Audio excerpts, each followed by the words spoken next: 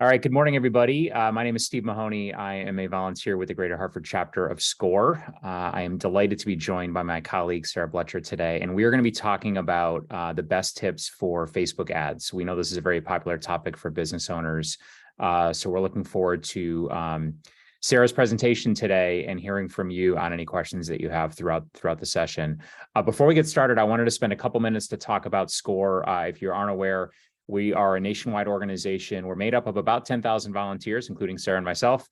And our goal every day is to help small business owners. We provide mentoring services. We do one-on-one coaching. We teach workshops and webinars like this one. And we also have a host of resource library on our website. So if you're interested in learning more about SCORE or for signing up for a mentor, you can do so at score.org. There you can find a mentor section, fill in your information, a brief question about what you need help with. Be specific in that if you can. That'll help match you up with the mentor who can help you best. If you need help with marketing, you may get paired up with Sarah. If you need help with finance, you may get paired up with me. We've got volunteers all over the country. And in Connecticut, we have 6 chapters and about 300 volunteers across different industries, different areas of expertise, marketing, finance, legal, operations, pretty much whatever you need help with.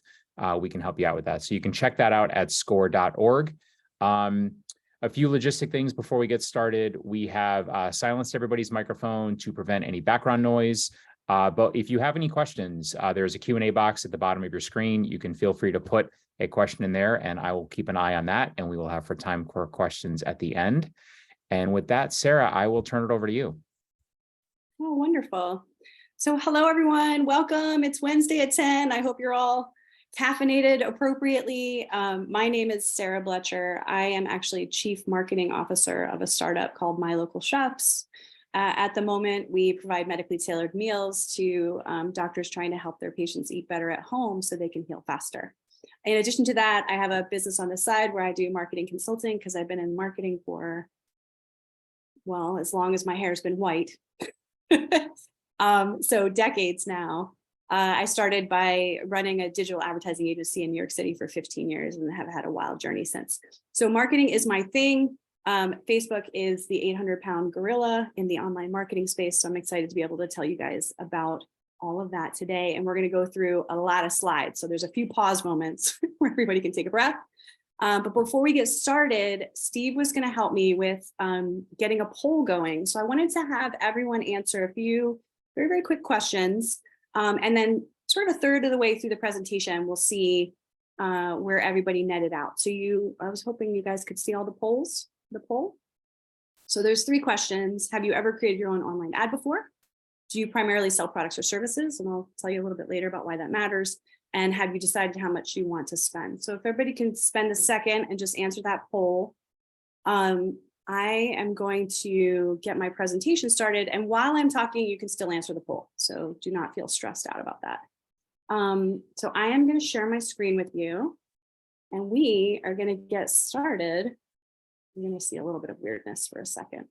But hopefully I'll be able to get my slideshow going.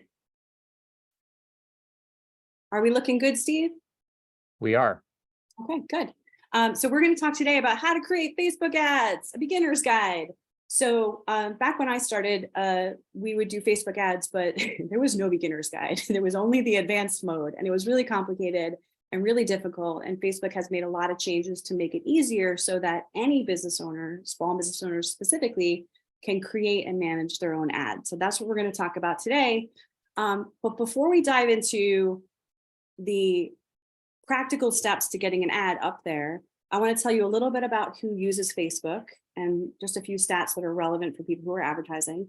What are the top 3 types of ads that I recommend you start with, and how much you can kind of expect to pay for advertising, which is a whole ballgame into itself. Then we will get into the nuts and bolts where we talk about how to set up your first ad. And there are 8 mildly annoying steps. Some of them are really exciting. Steps 5 and 6 are the most creative, but we got to do all 8 in order to get that ad up and running. Okay, let's start for a second with who uses Facebook. You guys, since you're here, you probably already know it is the 800-pound gorilla of online advertising venues. There are 3 billion people who use Facebook, and not intermittently, they use it all the time. I pulled out 8 stats that I thought would be really relevant for everyone here to know. The first is that 7 out of 10 of us, US adults, use Facebook. So when you think, oh, I don't know if my audience is on Facebook, they are. It's about 7 out of 10 of us. On average, users spend about 16 hours on Facebook each month. 70% of users access Facebook daily, and half of the people who use Facebook go on multiple times a day. Now, as an advertiser, of course, that's me, but these are regular people that are going on Facebook several times a day in order to check to see what their friends and family are doing and sort of be active. Now, there is sort of a sense out there that maybe Facebook is a little more for women, but the stats show that it's pretty evenly matched. So we have about 54% of the audience is female and about 46% are male. So you are going to find that even if you were advertising products to men, that they are in fact on Facebook. So a few more juicy bits of information. A Facebook user typically clicks on about 12 ads per month. So that's a big question. It's like, okay, if I'm advertising on Facebook, are people clicking? Well, yeah, about 12 times per month we click. 40%, women click 40% more times than men. So even though men are on there, they're not necessarily clicking as much. Just something to know. Users between about 45 and 64 years old, which would be me, are likelier to click on an ad than any other age group. And the least likely group to click on an ad are young men, around 18 to 24. So if you are selling products or services to that group, you may find that your click rates are a little bit lower than what you would read online as the standard or the average. Are we doing okay, Steve? Does everybody? Yes, we are. Good. So the first thing I wanted to show you guys was what an ad looks like. Now, the majority of people do not access Facebook on a desktop. They access it on their phone. So this is a typical ad view that someone would see. They'd be scrolling through pictures of their pets, of their friends' pets, of their children, of their friends' children, and then up would come an ad. In this case, it's for some sort of bag of tea called Cachava. And so at the top of the ad, there's a little teeny tiny logo. You can see that you can't really read it. So even though your logo will be there, it will likely be unreadable.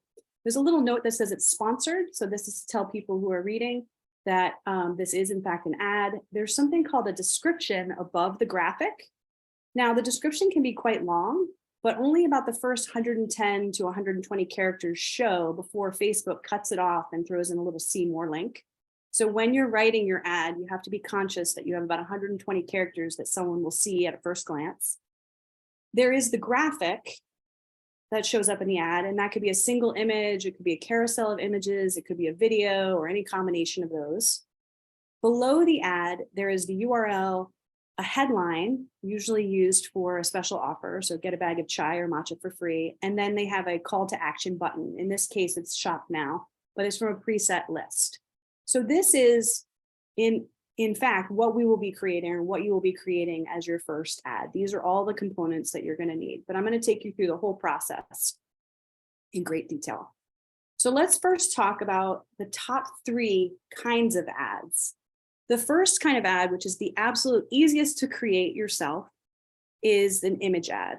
So in this ad, all you need is that description up at the top, that image, flat image, and then your headline and your call to action button. With those items, you can actually create your ad and have it start running.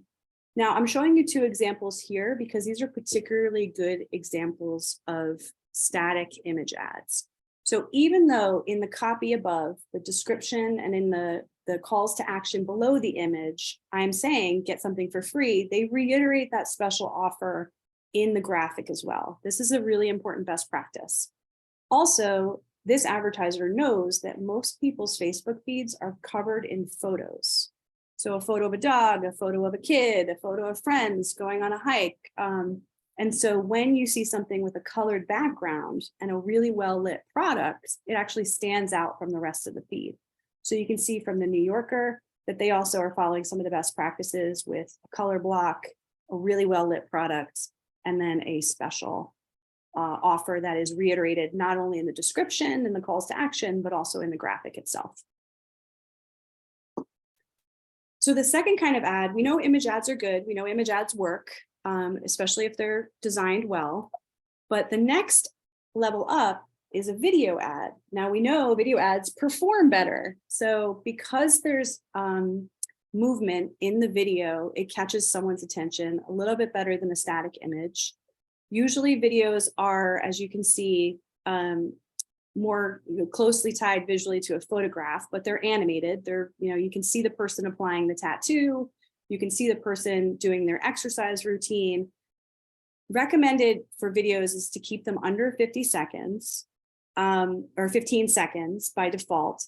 And most videos, the sound is off by default. So if you are thinking about doing a video ad, this is pretty easy to do. You take your Facebook or your iPhone, you take a little video, you grab your clip, you put it up there. If you don't have the words on top of the video, exercise is important for health, that reinforces the dialogue that you're listening to, half of the people looking at your ad won't know what it is. Now, in the case of Conscious Ink, it's a tattoo. There's not much content coming through the voiceover. You're basically just showing how easy it is and how cute to put the tattoo on and how cute the tattoos are. Now, the second ad, this one's for Noom, which is an app that helps people lose weight. This one's a little more complicated to get across. So they need to not only have the video, but also the voiceover in text. Make sense? Okay, so now let's look at the third most used and easiest to create ad, and this is the carousel.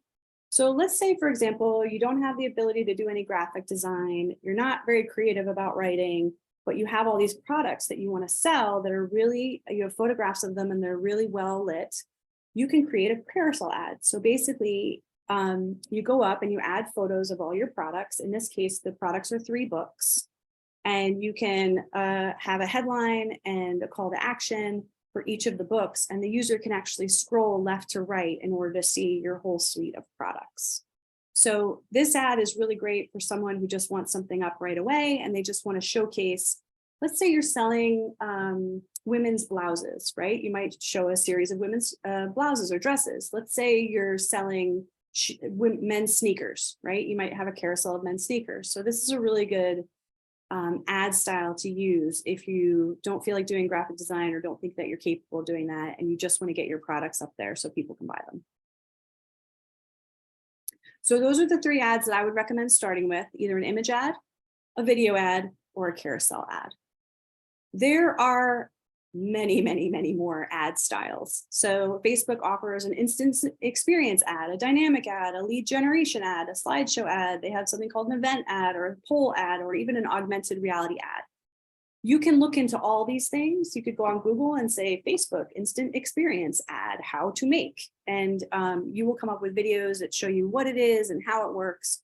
But if this is your first ad that you're creating or you're a beginner at this, forget all those types, just stick with an image, video, or carousel. We know that they are effective and that they work and that they're simple to create.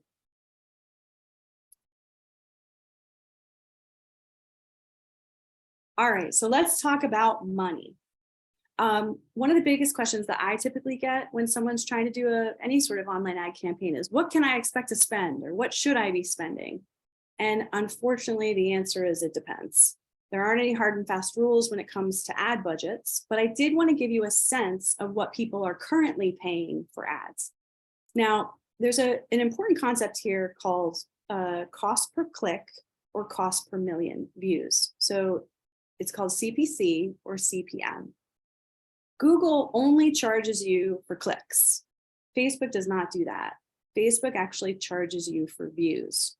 Now, even though Facebook charges you for views, as advertisers, we don't care how many people saw it. We just want to know how many people went from Facebook to our website. So people have done the calculation and said, okay, when I spend a certain amount of money on Facebook, how many clicks did I get from that? And what we found is it really depends per industry. So if you look at the chart on the right, you'll see a black bar. This represents the finance industry. So if you are selling a financial tool or financial app or financial service, they're paying about $4 per click. It's a lot. But if you look to the right, there's a little tiny yellow bar, and that represents food and drink. So if you're selling coffee or if you're selling matcha tea, your cost per click's a lot lower. It's like 42 cents. So what you're going to find is you're going to do your first ad campaign. I recommend that everyone start at around $5 to $10 per day. It's about $150 to $300 per month for their ad spend, and to do it for 3 months. When you do that, you will come up with your number. So here in this chart, we're seeing beauty and fitness. People are paying on average almost $2, right? Then we're looking over at internet and telecom, and they're paying about $3. And we're looking at finance, and they're paying about $4. But what you will pay is unique to you. So if you do $5 to $10 per day, about $150 to $300 per month for 3 months, you will find out what your cost per click is. And then your goal from that point forward is to beat that number. So if you're finding you're paying $1.11 per click, you want to pay $1 per click. If you're paying $2.50 per click, we want to get you down to $2.25. And that's where you start to manage your ad campaign. But that is an advanced maneuver for people who are running ads constantly. The first thing to do is just get started with a small ad buy and do some learning for the first 3 months. I do not recommend that you do an ad campaign for 3 days. You can't find out enough about who's clicking and how they're clicking, and you haven't given Facebook's algorithm enough time to figure out who to show it to. So advertising is not a short-term game. It's a long-term game, and it's better to spread out a small amount of money over a longer period of time and get some learnings than to have, say, spend your entire budget in 1 week. Hey, Sarah, just a clarifying question on my part. So if I compare the finance to the food and drink, I'm guessing the higher cost per click is a function of fewer people are going to click on a financial services ad. Therefore, it's going to cost them more relative to how much engagement they're getting, whereas people may be engaging more with the food and drink ad, which is why they're going to get more clicks and their cost per click is lower. Am I thinking about it the right way? Yes, that is, there are, and this is a nice segue, there are many reasons that your costs can go up. So it absolutely could be that people are not as interested in clicking on finance ads as they are in clicking on, links for coffee. But there are lots of things that can affect your cost. And that's why there's no way to tell what it is going to cost at the end of the day. So here are 7 other things that would change how much you pay. Audience targeting. It usually costs more to put ads in front of a very small, narrow audience than a broad one. So if I only wanted to target 46-year-old ladies who live in Simsbury, it's going to be very expensive. If I wanted to target, people 18 to 65 in the US, I'm going to pay a lot less. Ad placement will affect your cost. So this is actually a really important point. So Facebook started out as just Facebook, but as they got more successful, they started buying companies. And one of the companies they bought was Instagram. And then they started and created this thing called Facebook Messenger. So Facebook will actually show your ad, not just on Facebook, but on Facebook Messenger and Instagram as well. So if your ad is showing up on Instagram, you tend to pay less than if your ad is showing up on Facebook. And so where your ad appears, and you have some control over that, I'll show you that later. You have control over whether you want your ad to appear on Instagram or not, but where your ad appears will change the cost. The duration, if you have a very short campaign versus a very long campaign, a short campaign, Facebook's algorithm can't figure out who to show it to. A long campaign, Facebook's trying to get you in front of the right people. And when you get in front of the right people, they're more likely to click, which will bring down your cost. Then there's just the competitiveness of the industry. So let's say you're in financial services and it's Bank of America versus Chase versus Citibank. I mean, they just throw money at it. So the price of the ad, because there's only so many eyeballs out there, the price of the ad space goes up. The time of the year changes things. So if it's Christmas time, you got to know prices are going to go up. The time of the day matters. So in the middle of the night, ad spaces get cheap. And then the location. So if you are targeting people in Florida versus people in New York City versus people in Zimbabwe, that all changes the price. So the reason I'm telling you all this is that you realize that there are so many factors that go into the cost. You can't tell right off the bat. There aren't things that you can do to affect it. All you can do is do your first ad campaign, $5 to $10 a day, and then find out what your cost is based on what you need. And then you can start optimizing from there in order to reduce your fee. but it never starts out with, I want to spend $1. That was back in the day. About 15 years ago, we got to set our price per click. And it was crazy. We used to pay 5 cents, 10 cents a click. And now we're up at $5, $10 a click. It's crazy. And so Sarah, so the cost per click is more of an output of the effectiveness of how much people are engaging with the ads. It's not a rate that you're getting charged based on your industry. Exactly. Now, if you're on Google Ads, it is a cost per click. They show it to however many people. It doesn't matter how many. You only get charged if the person clicks. Facebook doesn't work that way. So there are 8 steps to creating your first ad. The first 4 steps are mildly annoying, and they're one-time activities. So the good news about steps 1 through 4 is you only have to do them once. The bad news is it's all the account setup stuff that is not terribly fun. So the first step is to create a Meta Business Suite account. Remember how I mentioned that Facebook bought Instagram and then they started buying other companies? Well, they have an idea about the metaverse, and they realized that they were not just Facebook, they were more than that. So they renamed their company to Meta. So now instead of having just a Facebook account, you actually need a Meta Business Suite account because it's the parent company of Facebook, if that makes sense. Step 2, we need to either create our business Facebook page, or if we already have one, we need to connect to it. Step 3, we're going to create our Meta advertising account. And this is basically just where we put our credit card in so that Meta/Facebook can charge us. And step 4 is the most annoying, but the most important. Here's where we add a tracking pixel to our website. So Facebook only has the ability to tell what users are doing on Facebook.com. Once they click through our ad and end up on our websites, Facebook can't tell whether the person checked out or not, whether they saw 1 page and left, whether they saw 5 pages and then left, whether they spent 10 minutes there or 10 seconds. So we need to add a tracking pixel, a Facebook tracking pixel to our website. And that is probably the most complicated bit to do, but it's necessary and it's really important because Facebook's algorithm gets better and better only if it knows what happened after the person clicked. Make sense? Okay, so let's go through the steps one by one. Just to let you know, this presentation will be available after, so you guys don't have to write anything down. You can just sit back and relax. We're going to give you the video and we're going to give you the Google Slides so you can revisit all this information. So step 1, we're actually going to go, you would think, to meta.com, but we're not. We're going to go to business.facebook.com. And the logo on the screen is going to say Meta. So it's a little bit confusing, but I think you guys will know that you're in the right place when you see the big Meta logo. And then it's going to say, let's get started with tools for Meta. That's exactly what we want to do. And we want to create an account. So we click that little create an account button. And the good news is it gets confusing from here. So the next thing that they're going to ask us after we want to create our account is they're assuming, since 7 out of 10 of us have Facebook accounts, that you should log into your Facebook account. I recommend that you don't log in with your personal email, that you log in with your business email. If you happen to be one of those 3 people that doesn't have a Facebook account yet, you would create a new account. But most of us are going to have an account, and we want to make sure that it's not our personal email that's in that box, but it's our business email. Then it's going to ask us very, very easy questions. The business name, it's going to ask us our own personal first name and last name and our business email address. Once we answer those questions, we are done with step 1. Our Meta account is created.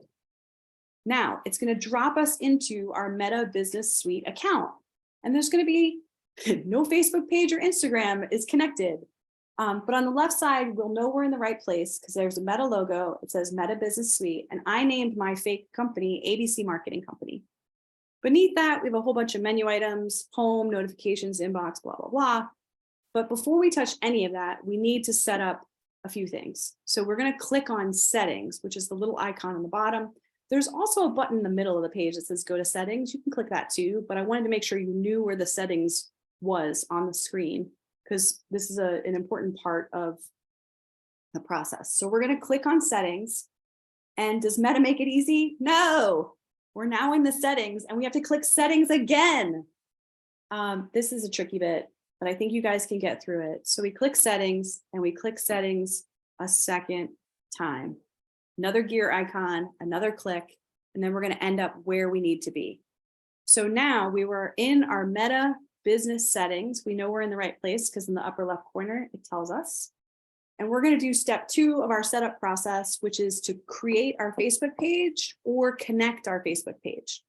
So on the left side, it says accounts. I'm going to click on pages. And in the center of the screen, it says ABC Marketing Company does not have any pages yet, which is true. I did not, because it's a new company that I made up. So I'm going to click the blue add button, and I have 3 choices. I can add a page that already exists. I can request access to a page that exists that I'm not manager of, or I can create a new page. The majority of you will probably already have created a Facebook page for your business. So you're going to choose the first option, add a page. Once you do that, you're done. Step 2 is done. We've added our page.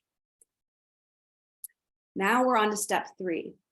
In our account section, right below pages, there's advertising accounts. So we click on that and it says ABC Marketing Company doesn't have any advertising accounts yet. I don't. It's a new company. So there's a big blue button and it says add. So I'm going to click add and I get a couple options. I can add an advertising account. This is like a trick words. Add an advertising account that already exists. I can request access to an ad account that exists but I'm not manager of, or I can create a new ad account. In this case, you're actually going to choose the third option. You're going to likely create a new ad account if you've never run an ad on Facebook before. So that is step 3. So step 1, we created our Meta business account. Step 2, we connected our Facebook page. Step 3, we set up our first ad account. Oh, we didn't quite finish it. Okay, so we're going to set up our ad account and there's only 2 screens. These screens are very easy as well. I'm very excited about these screens. To create a new ad account, I have to give it a name. You're going to name it whatever your company name is, ad account. So ABC Marketing ad account. I'm going to pick my time zone, Eastern Standard, Los Angeles, wherever your time zone is. And I'm going to say US dollars or some other dollar amount if you're in another country. The second screen it's going to ask me is who will this account be for? It's either for your business, which I think the majority of you will click that. But if you're a marketing agency, you actually choose the second option, that it's for another business or client. But in most cases, you guys are going to say my business is for the ABC Marketing Company. Then I'm going to click the blue create button and I'm done. Step 3 is complete. Now, step 4, this is the last of the account setup steps. This is the most annoying. This is the one where you may have to grab a teenager to support you. But in the left-hand side of our business settings, there is a section called data sources. And under data sources, there's an item called pixels. I clicked on pixels and it says ABC Marketing Company does not have any pixels yet. It's true. This is a fake company that I made up today. So we're going to click the blue add button, but here's where our process gets a little complicated. They're going to walk us through it. Facebook is going to walk us through it, but there's a lot of things to do here. So the first screen, it says, give your pixel a name. This one's easy. I call it ABC Marketing Company's pixel. And then it says, check your website for easy setup. So you put in your URL there. And then Facebook is going to do its best to tell you the easiest way to set this pixel up. But then it gives you screen 2 and it says, are you ready to set up this pixel? You can continue managing your business, which means you're not ready, or you can set up the pixel now. Please set up the pixel now. Do not wait. This is one of those things like cleaning your closet. You just never get to it. You want to try to set up your pixel as soon as you can. So you're going to click set up pixel now. And it's going to give you a screen. It says, do you want to connect your website in one of 3 ways? The first way is to add code using a partner integration. Now, what that means is if you've created your website with a standard website platform, so let's say you created a website using WordPress or Drupal or Shopify or Magento, then you have an easy way to set this pixel up. You click on add code using a partner integration, and then you click on your logo for your website. And it will tell you the rest of the process there, and it's very straightforward. The second option, manually add the pixel code to the website, is only for people who are technical. I would generally skip that one if you're not technical. And the third one is email instruction to developer or random other teenager who knows technology a little bit better than, say, I do or you do. So I would pick email instruction to developer and maybe even send it to yourself so that you could forward it along to somebody in your network that can help with technical things. But the first option is to try to add the code using the partner integration if you can. Again, a pixel is just a little snippet of code that needs to make it onto your website so that Facebook can continue tracking what that user is doing once they land there in order to optimize your ads for people who don't just click, but click and stay or click and buy. I think it's time to pause. I think it's time to pause, Steve. That was a lot. That was a lot. That was a lot. I'm glad you re-explained the pixel concept. So that just really helps reinforce how effective your ads are. It gives you data to help reinforce how effective your ads are. Yes, absolutely. Now, I was wondering, Steve, if you could take a moment and maybe catch us up to date on how people are doing with the poll. All right. So let's see here. The first question was, have you ever created your own online ad before? 70% said no. Okay. So a lot of folks, majority of the folks are going through this for the first time. Do you primarily sell products or services? 73% services. Okay. And have you decided how much you want to spend on Facebook ad yet? 87% have not. Got it. Okay, this is so good. This is so good. So for those who have never created an ad before, this is going to be overwhelming. It's just flat out it is. But you will have this video, you'll have the presentation, you can kind of walk through those first 4 steps. Once you get through them, you never have to think about them again. So that's good. The second 4 steps, 2 of them are fun. So I think you'll be into it. For those who have tried in the past, hopefully there's a few nuggets here and there that'll give you more insights about how to do it a little bit better or some of the best practices. So I'm glad to see that about 30% of people have tried it before. I wanted to talk a little bit about products and services and actually about low cost items and high priced items. How you sell a product or a service in an ad is very different. If you have a product, you can take a really well lit picture and just so you know, you shouldn't take it on your own. You should get a professional photographer because people buy based on what they see. So if that picture, the better looking that picture is, the more people will purchase. So for a product, it's a little bit easier in the sense that you can offer free shipping, all the standard support information out there is usually for someone selling a product. Once you're selling a service, it's a little bit more nebulous, right? Because you have to explain the value of your service and there's not quite a picture of it. So let's say you're selling an everyday service like a nail salon and you do nails or hair salon or an esthetician. That's one kind of ad that you would create. Sometimes a video ad is the best way to show that. Sometimes there's before and afters. Or let's go up a level and say you're a consultant. You're like, a high-priced consultant paying charging $300 an hour. That's a completely different type of ad. So whether you're selling a product or service, and whether you're selling sort of an attainable product, something under $100, or something that's aspirational over $100, will change how your ads are. So when you're out there looking for support information about how to create the best ad, make sure that you're looking at things that are relevant for what you're selling. So a lot of the information, a lot of the insights, a lot of the tips and tricks, they may be talking about how to sell coffee, right? And you're sitting here going, well, I'm selling, mental health therapy, EMDR services. It's a different kind of thing. So those are the 2 big factors in how your ad comes to fruition. And it's whether you're a product or service and whether you're a reasonably priced, attainable price item or aspirational. And then the last thing is the one good thing I would tell you about budgets is nobody knows what they want to spend. Nobody, and everybody wants to spend $5. So the way that it functions, at least the advertising, is you need to do a pilot where you test and you find out how much it costs you, right? So I could be selling mugs and Steve could be selling mugs, but we go online and each of us pay a different price.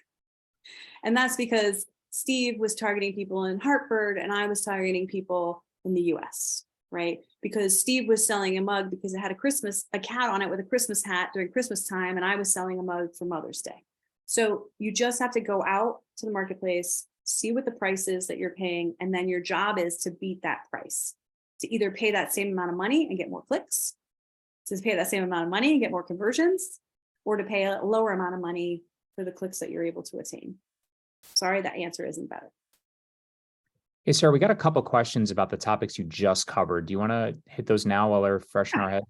Yeah. So we got two questions around the pixel step. One was if you could just explain about the choosing the partner process. And then a question from Robin was for Facebook using pixels to track data, are they using that data for any other reasons that may not be beneficial for you? I don't know if you happen to know that or not. Yes. So the first thing I'll talk about the partners. So Facebook realizes that the majority of people use the same tools to create their websites, right? So they were asking people who were all on the same platform to do the same thing over and over again. That was complicated. So Facebook said, can we make this easier? And if your website is one of those logos on the list, you press a button and it's magic. It just happens. Facebook has a connection. They've come up with an integration. It's super easy. If your website's not on that list, you have to do a bunch of manual technical stuff. And it's annoying. It's not hard. It's just annoying. It's new. There are articles that explain how to do it. There are videos that explain how to do it, but it's not fun. It takes time. So you're hoping that you just press one of those logos and Facebook goes log in, and it goes connected. So that's a sort of wonderful magic thing if your site's on that list. The second issue about privacy. Yes, Facebook is evil. Facebook is taking everything that we're doing and using it for its own nefarious reasons.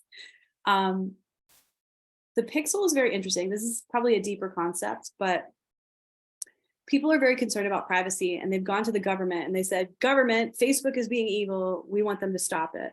Now, our government is still working through privacy rules. Great Britain, they made some rules. So there's something called GDPR, and then California made a few rules, right? So now Facebook is like, oh, shoot, I can't really track things the way that I used to track things willy-nilly. I have to follow all of these rules. So the pixel is still the way that Facebook is allowed to track it on your site.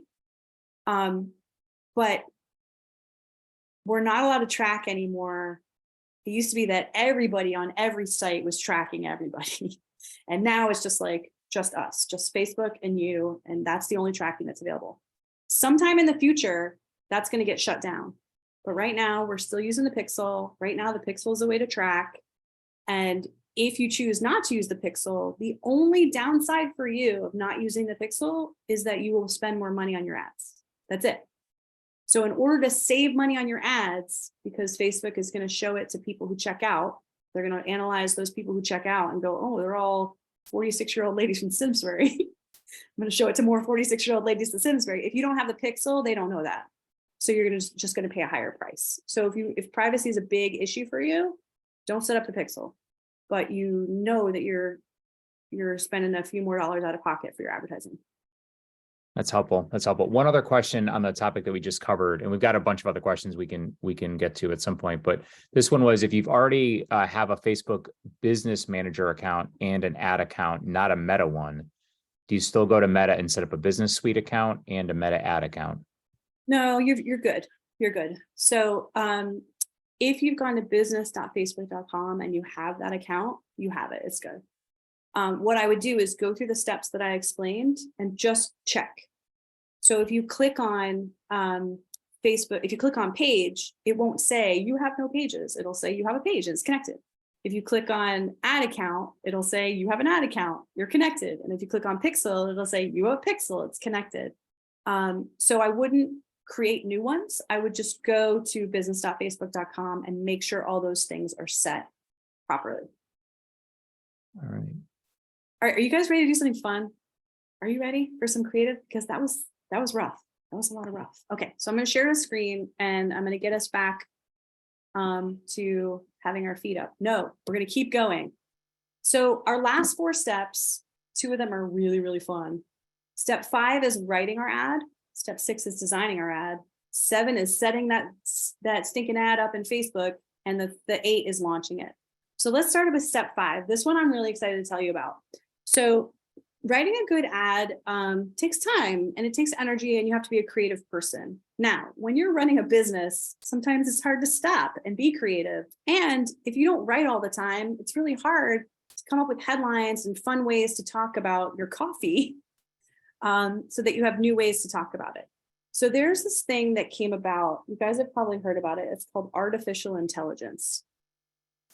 Well, artificial intelligence is a way to go out to the internet, collect information from people, and sort of spit it back in ways that are useful. So there's this tool called ChatGPT, and it's an AI bot. It's basically a tool, and you shove some information in it, and out comes output. So what I can ask our little ChatGPT bot to do, and I'm going to show you how to do this, is I can say, Chat, write 10 ads that sell my 100% wool ski socks made in Norway. And it will come up with 10 ads. You can say it, I don't like these ads, make them funnier. Can you make them shorter? Can you just try new ones? And what it'll do is it'll generate 1,000 ideas for you. You can read through them. And instead of being the creator of the content, you can be the editor. So I'm going to open ChatGPT right now to show you guys what it looks like. And hopefully you can see it. Can you see it, Steve? Yes, we can. So you can see it's very techie looking. And then there's a button down here that says try ChatGPT. It looks like this.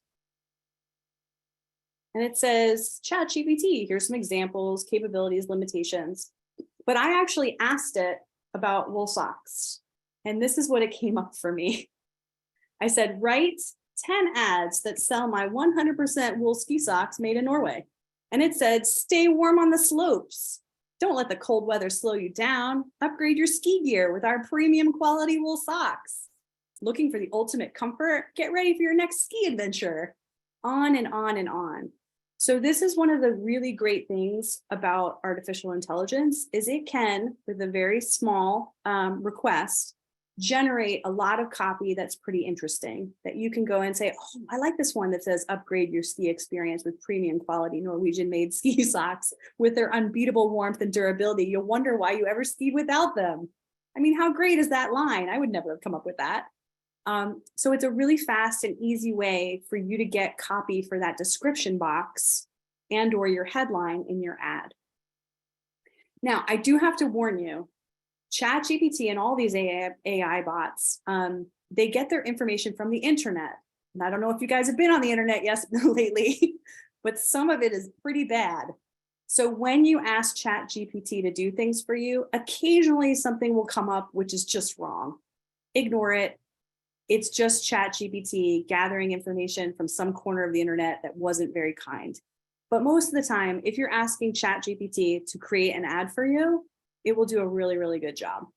I guess the one other thing I did want to show you, only because it's fun, is I did one on healthy meal delivery.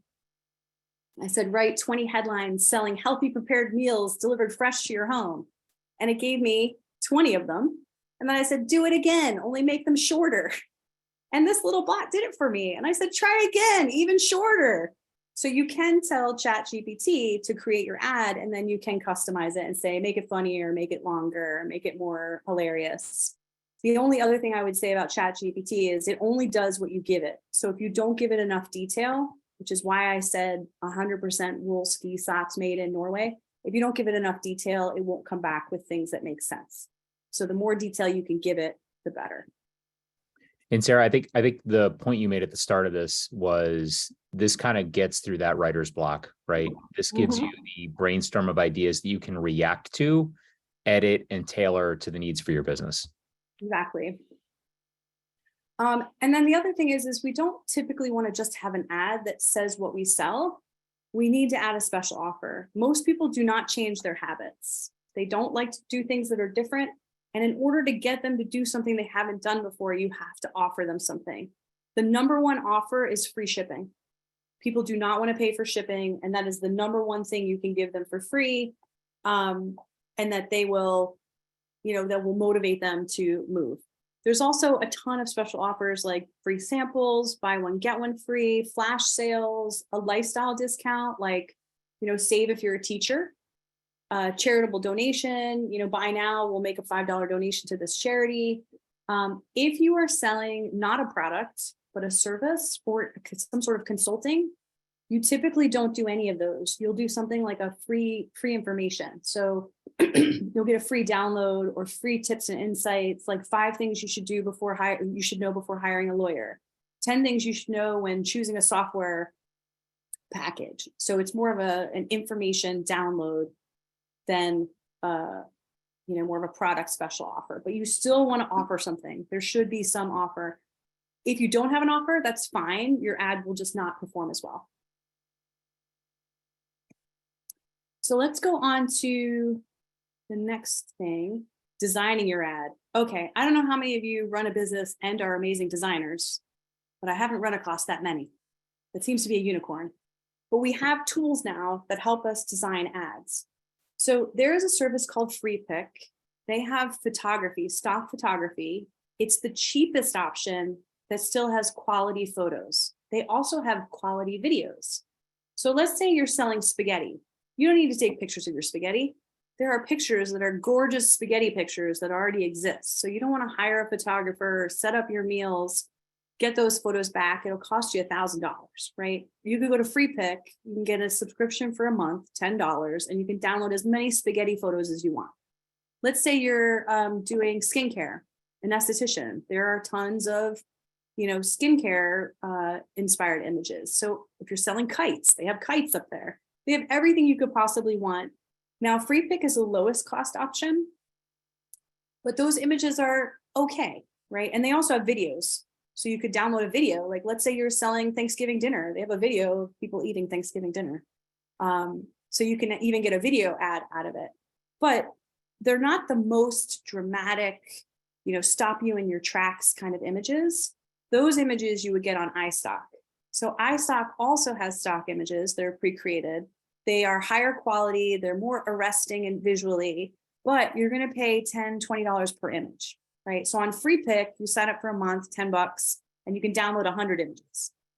iStock, you're going to pay per image. And depending on how good it is, you're going to pay a lot more money. Now, if that image is an arresting image, is really interesting, really visually stunning, you may want to pay $10. You're already spending $300, $150 to $300 a month. You might want to pay $10, $20 for a better image / video. Now, the third option is Canva. So Canva is not a stock photography tool. It is an ad design tool that has stock images embedded in it that you can use. So I want to spend a little time talking about Canva. Canva is a free service. So you go on, you get your free account, and then they have little add-ons that you can pay for. So my favorite part about Canva is up in the navigation, they have a button called templates. And then once you click on templates, they have a category called Facebook ad. These are animated, nicely designed, exciting ads that are in the right size for Facebook, and there's 5,000 of them. Now, they're not all free. You got to pay for them, but it's a really great place to start. So you go to Canva, you set up your free account, you go into templates, you look at all the Facebook ads, and you go, oh my gosh, I love that gray one. I like the elements of the gray one, but my socks are blue, and I want to reinforce that my brand is blue. So I'm going to change the gray to blue, and I'm going to make it 25% off your first order, not 10. So one of the great things about Canva is you can scroll through all these ads and you can adjust the special offer. You can change the photo out from the woman to socks. You can change the background color. You can change the element colors. And so I really like that one that has the yellow box in it, but my colors are red. So I'm going to change my yellow box to red. The kid is playing tennis, but my sport is soccer that I'm selling. I've changed the photo out to a kid playing soccer. So Canva is an amazing tool for you to use. They also offer, while you're doing the design process using their tool, which is very easy, they also offer you free stock images, and they also offer you paid stock images. So Canva is a good place to start if you like the video ads or if you like some of the regular ads. If you're not finding the images you want, you can use either FreePic, which is the cheapest option but good quality, or iStock, which is the best quality and the more expensive option. Sound good? Check in. How are we feeling? We're doing good. We got some questions in the Q&A. Do you want to hold them or you want to hit a couple now? Let's hit a couple now, and then we'll finish up step 7 and 8. Last 2 steps. Woo-woo. All right. So I'll do 2 now. Alyssa asked, will or can Sarah discuss if and how to target specific audiences? Oh, coming up. Okay. I'll tell you that, but soon. All right. And then Daniela asked, how about creating ads for local businesses like restaurants and hotels? I'm guessing any and all of these could be applied to that, right? Yes, and I'm going to talk about that in a minute about targeting local targeting. All right. And I think we just have another question from Richard that I think is going to be on that same topic. So let's keep going. All right. So a concept that I need to kind of share with you guys is back in the day, Facebook only had something called Ads Manager. Ads Manager was a pro power level tool. It was not friendly, but man, there's stuff you can do with it. So if I have 150 ads that are targeted at 150 different audiences, I can manage that all with Ads Manager, and I can optimize my budget, and it's amazing, right? But there's no way a regular person could go on and create an ad. It was just too much. Ad Manager still exists. Every ad you create goes into Ad Manager, but they've created a new interface and they've named it Ads. So I want to show you one screen of Ad Manager, just so you know, once you get in there, that you're in the wrong place, and to back yourself out so you can go to the ads interface and use the easier, more intuitive interface to create your ad. Are you guys ready to see Ad Manager? Just what you would expect. It's a spreadsheet interface. And they have 3 tabs: campaigns, ad sets, ads, and you have all your ways to sort and bid strategies. You can turn them on and off, all these things. If you find yourself in a spreadsheet-like interface, you're not in the right place. This is the Ad Manager. This is for power users. Go find that Meta icon, the Meta logo, and click it. That's how you get out of this interface and to the place that you're supposed to be, which is the ads tool. Sound good? So let's take a look at the ads tool, my favorite tool, because it's so much easier than Ad Manager. So if you are a small business, you can actually get through this interface. So we're back at the Meta Business Suite. I don't know if you can see in the upper left-hand corner. And we have our navigation. We use that settings button way at the bottom, but we're not doing that anymore. We're looking at our left nav, and it says Home, Notifications, Inbox, Content Planner, and Ads. This is the one we want to click on, that little Ads button. It's going to take us to an interface that says Ads. Yay! Now this interface shows us our ad summary, our recent ads, has some recommendations. But if we haven't ever created an ad before, we're going to have to create one, and we're going to use that blue button in the upper right corner that says Create Ad. When we click that button, a little window is going to pop up. Ooh, this is what it looks like. And it's going to ask us a crazy question. It's going to say, do you want to do automated ads, choose a goal, or boost existing content? So automated ads, Facebook keeps trying to make things easier, but I think they've gone too far. Is Facebook creating an ad for you? And it's a little bit like ChatGPT, like what you get could be amazing or bizarre. So I don't recommend that. And the third option is boost existing content. This is basically you were on your Facebook page and you had a really good post that everybody likes, and then you want to have more people see that post. You can boost existing content. But one of the challenges with boosting content is you don't get to choose who sees it. Facebook just guesses. So when you're creating your ad, you want to choose a goal. And the goals that you want to choose are either get more website visitors, or the one that I choose most often is get more website purchases. That's the goal. Once I get past this first step of choosing a goal, the rest of it is all about the creative. So I'm going to have to give them a description. So I'm going to go to ChatGPT, look at what it created, and I'm going to throw some of that in here. And then I'm going to edit it to make more sense for my product. I'm going to add media, which is just a fancy word for photos and videos, and or a photo or video. If I create multiple, it would automatically create a carousel for me. This is a hilarious ad that Facebook created for me the other day, and it was about Thanksgiving. I was like, what the heck? So it must have pulled from something in a long, long time ago. But once I add all my images, I'm going to set my headline. And my headline is usually going to be my special offer. In this case, it says My Local Chefs, but it would be my special offer, like save 20% on your first order, something like that. I'm going to select my button label. my call to action label, and then I'm going to set my website URL. Those are the easiest bits to creating the ad. Now Facebook gives you a couple of wacky options. There's this thing called Advantage Creative. Ignore it. Basically, it's Facebook trying to make ads for you. But again, you don't know what you're going to get. And then there's something called special ad category. So here's where I have to tell you a sad story. So Facebook allowed anyone to create an ad that said anything. And we as humans, some of us are good people, some of us are not good people. And so we created ads and we did sort of nefarious things. So I would have an ad for a very high paying job and I would limit it and only show it to men. Or I would have an ad for a house and I would not show it to people of color. I would have an ad about some political thing, and I would show it to my adversary. I would lie about it and show it to my adversary. So the government stepped in and said, you can't do that anymore. We're setting a bunch of rules. So now Facebook is requiring that anyone who is placing an ad that's about social issues, election or politics, housing, employment, or credit has to indicate that they are doing that. And then that limits your targeting options. So if you're a local bagel shop, you have no problem here. If you're a local consultant, selling insurance, no problem here. The issue comes in when your ad has to do with these topics. You must declare it, and it will limit what the system's able to do for you. Targeting that your system's able to do for you. So here's the audience targeting, that the question that came up a little bit earlier. So by default, Facebook wants you to target website visitors and lookalike audiences. So website visitors, if you have the pixel on your site, Facebook knows who's on your site, and they will go out and find other people that have the same attributes as the people who go to your website.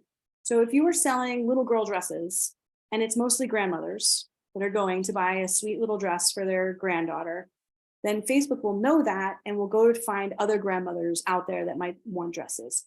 So they want you to check this option. It's going to be checked by default. They even say in parentheses, this is recommended. But you may say, you know what, I actually sell men's clothing, women's clothing, and housewares. And this ad is only for women's clothing. So I don't want to show it to any men. So you would click on the little pencil icon and you would edit your audience. Now, I don't recommend limiting your audience to start, because Facebook is smarter than us, right? Facebook is not going to show it to men eventually. It may show it to a few men and then eventually realize none of them click. So it's going to hone its algorithm and it will eventually only show it to women, even though we've set it to be open to anyone.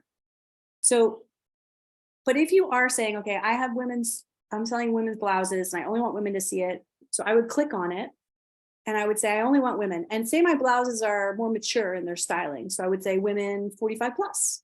Right? I might limit what it is. Now, let's say I'm a local bagel shop, or I sell a local gluten-free bakery. I don't care whether it's men or women. I just want people who are gluten-free. So I would click that icon and I would say, I want to target people that are in the Farmington Valley, these 5 towns, because people aren't going to drive that far. Maybe they would for gluten-free, but for bagels, probably not. I only want people in these 5 towns because they're not going to drive that far for bagels. And I want, if I'm a gluten-free business, then it would be like, I want someone who has an attribute of gluten-free, meaning there's a lot of affinities. It's like they like soccer or they like birds. Like there's a lot of choices in there underneath this little icon. That's the pencil icon. You have a lot of choices, but in general, unless your ad is for a specific product that's targeting a very specific group, I would not limit. I would keep it as open as you can. Something happened in my thing. Does that make sense? Does that answer the question, or is there more nuance to it? No, I think that answered the question. I mean, we did get a question about, if you, I think this is related to what you just talked about, but if you're doing a food ad and people are posting about food, is the food ad going to naturally start gravitating towards people who are posting about food? I guess that's a question of how the algorithm's working. No, and actually what's counterintuitive is you don't want health ads to appear next to health content because they don't stand out. Your ads will do better if your health ads are around sports content. So we are not as smart as the Facebook algorithm, and Facebook wants us to be successful because we don't keep advertising if we're not. So in general, we don't want to outwit ourselves. We don't want to like use Google Maps and then try a different route. Like we want to let Facebook do what it does. So that requires that we have a longer time span for our campaign, like 3 months. We want to limit audiences only to the ones we are sure would never use our product, right? Or never use our service. So for example, if I'm selling like nail salons, I can exclude men. There are a couple men that get their, but not that many. So I can exclude them. Or if I have a business downtown, you know, I can leave it to a certain area. One of the things people think is like, oh, well, I have an online shop and I'm selling mugs, so I can sell it to anyone. But the problem is that everybody who's across the country that's selling mugs online can also sell to people in your area. So people tend to get wary of people that are further away from them in distance. So for example, if I have someone selling me something and they live in Simsbury and that's where I live, I immediately have trust for that person, even though I've never met them. If that person's in Hartford, I still have trust for them. But the further they get away from me physically, if they're selling me something and they're in California, I'm nervous. So we do want to keep things sort of contained, especially if we have small budgets. We don't want to spread our budget out over the entire United States. So we do want it to be limited in some senses, but I still would say that Facebook is smarter than us. So we only limit when we have to. Like if you know a 16-year-old is never going to buy these loafers, then you can absolutely get rid of 16-year-olds and narrow your audience to a certain age range or location. If you get better at it. So what happens is once your budget gets bigger, you end up spending more time on, I only want people who, you know, like J. Crew will also like my sort of boat inspired wear, right? Or nautical inspired outfits. So I might say, I want to do a test ad campaign and limit my audience to just J. Crew people who have indicated they like J. Crew, because I think that audience would also like what I'm offering. But that's an advanced maneuver.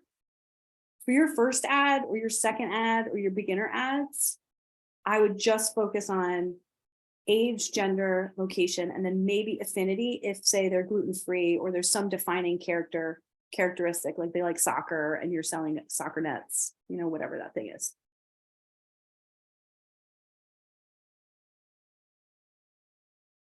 All right, Sarah, we're about 11 o'clock here, a couple minutes after. I'm sure you got a few other things you want to go through.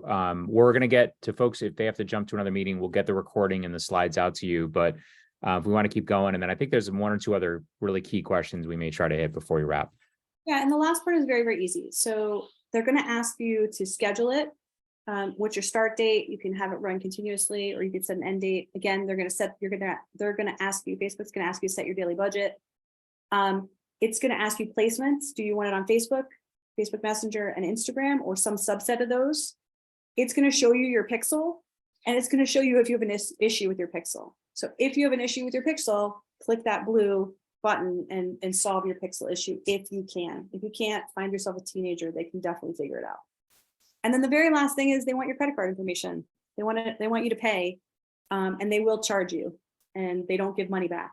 So just be very careful with how you set up payment information. And when you're starting out with your ad, check it often to make sure that, now they may not stick to the daily budget, but at the end of the week, it should all reconcile. So it's very hard for them to go, oh, this ad spot's $1.11, but you capped it at $5, you know, or $10. So they may charge you $10.11. And then the next time they run your ad, they'll go 11 cents under. So they manage your budget. And then the last thing is you click promote now, and that is it. You're done. You've launched your ad. You've gone through all 8 steps. The first 4 are annoying and one-time options. Steps 5 and 6 are super fun. 7 is okay. And then 8 is when you feel absolutely amazing, over the moon. And now we're up to questions. All right, that's fantastic.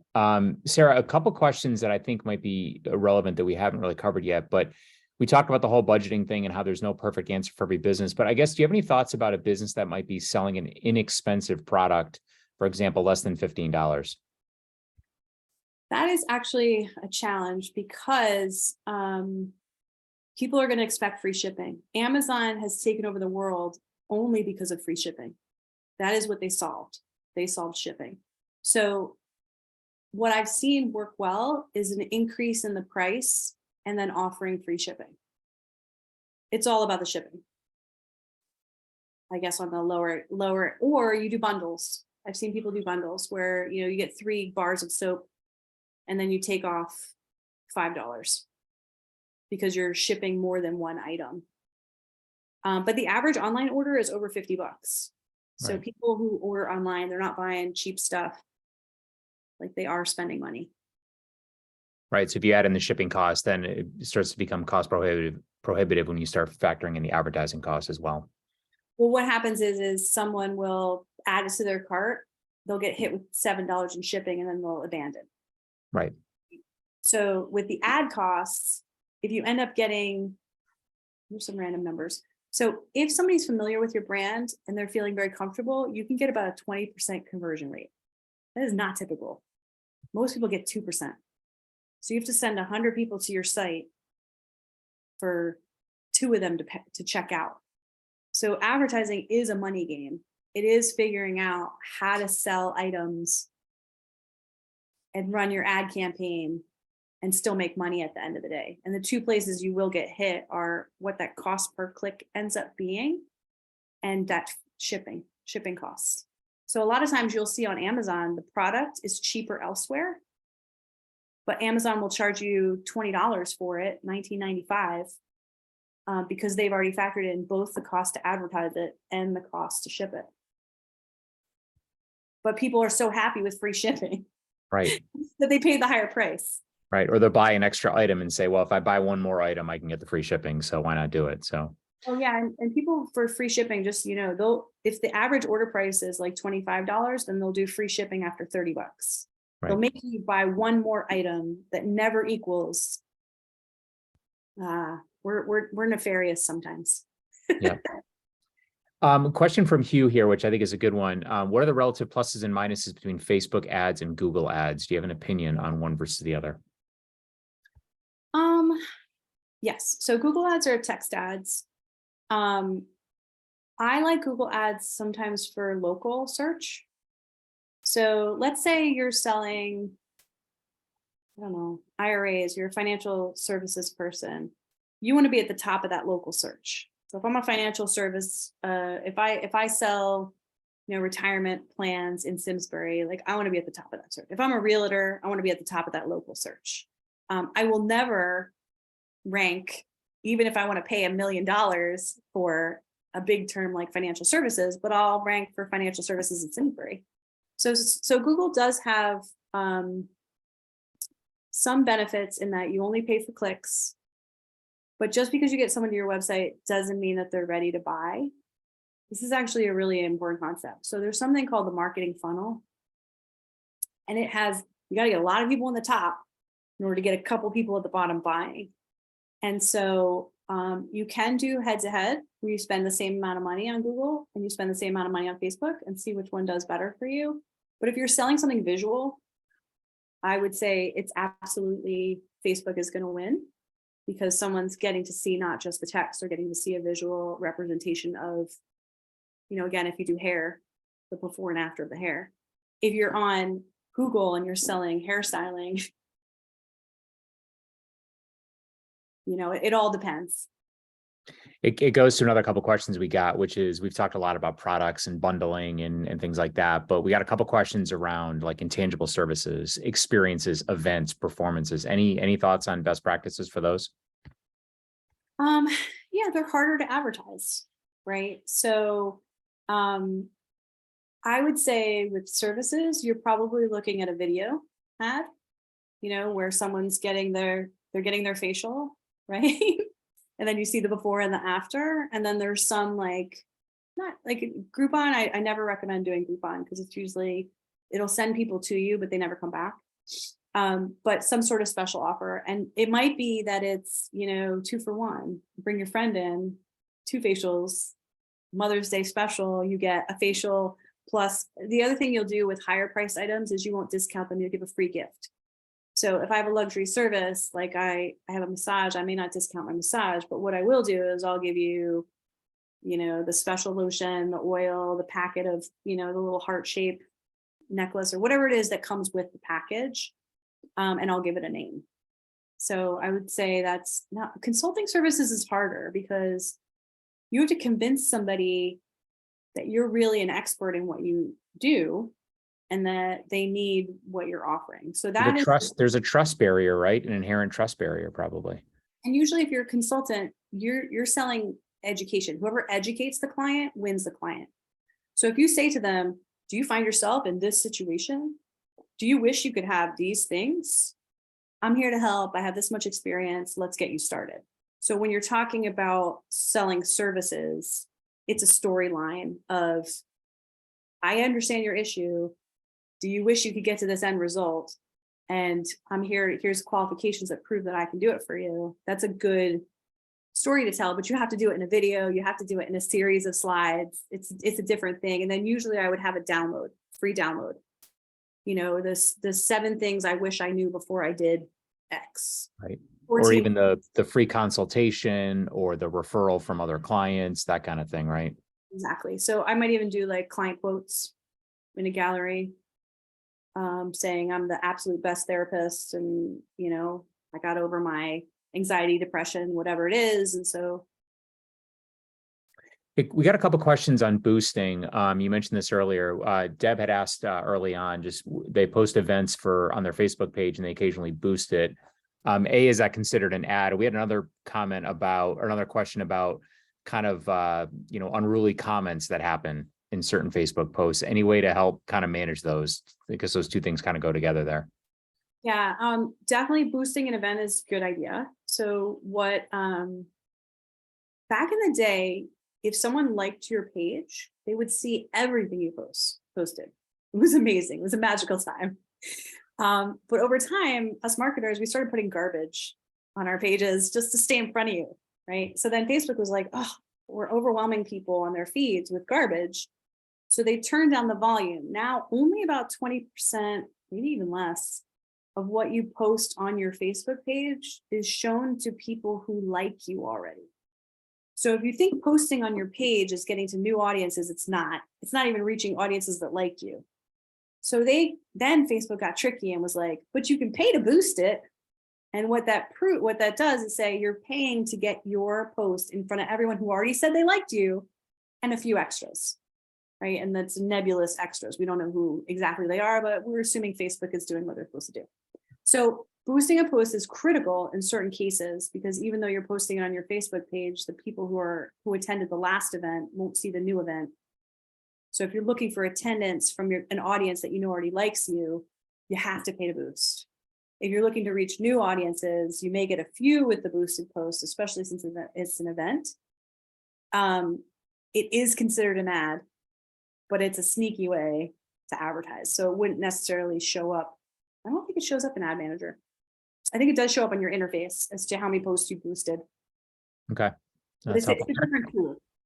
We got a couple questions on sales funnels and the importance of sales funnels. Can you talk about that? Yeah, so there's kind of 2 different things. There's something called B2B, business to business, which is a sales process. And there's B2C, which is just like selling a product or selling a service straight to a consumer, right? For B2B, selling a product or service to a business is a longer process. You have to touch them 5 to 7 times. You have to keep at them over and over and over again. But usually you can define that list. Like if I'm selling, I don't know, I think of something that a business would want. I'm selling, cash register services to small businesses, right? I know all the small businesses. I can get a list of all them. And then I'm looking at calling them, showing up, emailing, sending them materials in the mail. That process is very different. If I'm doing a consumer play, like I can't get in front of every consumer. to sell them my mugs or my shirts or my services. So I have to do more of an advertising approach where I put ads out and I hope that you see it, but you still have to see it 5 to 7 times before you click. So everybody has this idea that someone sees an ad, clicks on it and buys. That never happens, never. It's a big circular process where they see the shoes, they ignore the shoes. They see the shoes again, they ignore the shoes. Then the shoes show up on some other website because the ads are following us and they're tracking us and they go, oh, maybe I will get those loafers. And then they click on it and take a look. They either buy then or they don't. The only thing that cuts that process short of the 5 to 7 touches is if somebody referred it to you. So if somebody sends you a link to a shampoo, you buy it. If a friend sends you a link to some golf shoes, you just buy the golf shoes. But every other product or service takes 5 to 7 touches. And then if you're selling to a business, it could be even longer. The more expensive it is, the more touches you need. Right. Which is why at the beginning you talked about don't just do one ad, right? Don't just do one ad on Facebook. You got to have a continuous process. We had a person remind me that when we were talking about boosting, I'd mentioned that sometimes you get some bad comments in your posts, whether it's a boost or not. Any thoughts on how to handle those? They got to be addressed right away. Everybody has guidelines as to what can be said on their groups. So the administrator can take them off. So there are tools in your Facebook page toolkit that allows you to flag things before they go live. So there's a tool that allows you to approve a person so they can just post anytime they want. There's a flag that says, if it has any of these words, webinar, or maybe something like more swear word like, then don't post it. So there's a lot of those filtering options already in your toolkit for managing your Facebook page. People will say negative things all the time though, and you need to respond. You need to go on and say, I'm sorry. And it's not you have to go customer service on them. So acknowledge, align, assure. Have you guys heard of the 3 A's? You acknowledge, oh my gosh, it's terrible that your phone fell in the toilet. Align, I too have dropped my phone in the past. And assure, I'm going to take care of this for you. Let's find something that's going to make this better. It's it's customer service. So when you do that, everybody's negative energy gets neutralized, because that's all you want to do is neutralize the negative energy. You don't necessarily want to delete it, because we're not robots, and we do see, but people can get nasty. And so you don't go at them though with, you're nasty, don't do these are rules. No, people don't respond. You acknowledge, you align, you assure. Oh my gosh, I see this upsets you. I too have been upset by things online. Let me assure you that this is not how we operate, so acknowledge, align, assure. That's good. That's great advice, and not get combative, right? It's about trying to empathize with your customer, but also not engage in it. So I'm going to do 2 more here. We got a lot that unfortunately we won't be able to get to, but one around a business that is an interesting question. Is there any value to running ads on Facebook or Instagram for a book printed and fulfilled by Amazon, or is it better just to advertise on Amazon? Any thoughts on that one? Yeah, they're completely different places. So I would say Amazon's going to be a rougher place to advertise. Amazon is cutthroat. They don't really care whether your book does well or not. They have 1 million books. I would say selling a book is interesting because it's community based. 1, people read or don't read. Those are the only 2 groups. People read a ton of books or they don't read at all. So you need to find readers, and you need to find readers who would be interested in the topic you're covering. So if it's science and nature, that's one kind of person. They're nonfiction readers. They read nonfiction. If it's sci-fi, that's a totally different kind of thing. If it's not marginalized communities, but culturally unique communities, right? So it's an LGBTQ book, or it's a book about drugs and addiction, so the topic of your book matters. And I would say on Facebook, you will find communities of readers and communities of readers of that type of book. So I would say it's worth it. That's good advice. That's good advice. That's really about finding that your target customer, right? And find where to find them. So last question that I wanted to pose is any value in using hashtags in advertising these days? Oh, geez, hashtags. Yes. You got to do it. Do people click on them? Not as much. So hashtags originally started with Twitter and it made sense, right? Everybody else grabbed the hashtag and started using it. Instagram uses it. It's really important on Instagram. It's not as important on Facebook. So you could use it on LinkedIn, but the volume of people and the volume of usage of LinkedIn is such a smidge compared to people going on 7 out of 10 of us spending 16 hours a month clicking on 12 ads. Like there's just a lot more volume. So yeah, I do. But I still do hashtags as an addendum at the bottom, right? So yes, I would do more emojis. Emojis are going to have more impact for you. So let's say I have that description, right? And I wrote it using my chat GPT and it's really awesome. But let's say I change out the word socks for a picture of socks. I'm going to get a better result because people don't read. Well, actually, that's not true. 20% of people read every single word. My husband's like that.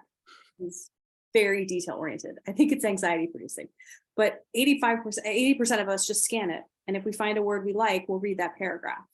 So one of the things of these emojis, the star emojis, this crying, laughing emoji, those things is it gives us a moment. It gives us something to lock into and we go, oh, it's a sock. And then we read it. And we're like, oh, Norwegian 100% wool socks. I definitely need new socks for my kids for ski season. Or forget them. They cost too much. I'm going to get some fancy socks for myself. That's good. That's good advice. That's good advice. Sarah, before we wrap up, where can people find you? Do you want to share your contact info, yes. your website? I will. So I do consulting on the side. If anybody runs into trouble or they've done their ad campaign and they want the next level of support, I do just charge an hourly rate, and this is me. So I do it under Blecher Digital. All right. But Cool. I love my volunteer work for SCORE. I love talking to businesses about marketing. Every business is both unique and it's all been done before. So the combination of finding people who've advertised whatever it is you're selling before and then transforming it into the version that's unique for you. That's sort of what I love to do. And then if people have technical questions about, or strategic questions about their ads or technical questions about how to keep the tracking going, all that stuff I like to do on the side. That's great.